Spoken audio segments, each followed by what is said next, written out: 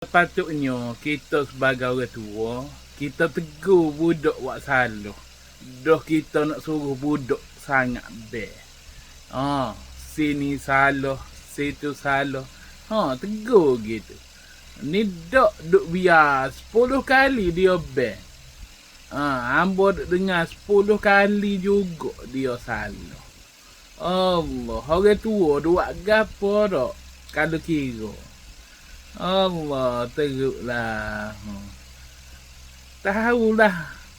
10 kali, 10 kali. Salah. Teruklah. Moga kita ni, moga orang seteruk. Dengar je lah. Tak boleh nak buat gapo. Tapi sepatutnya orang tua tu kena tegur lah hak mana pergi. Teruklah.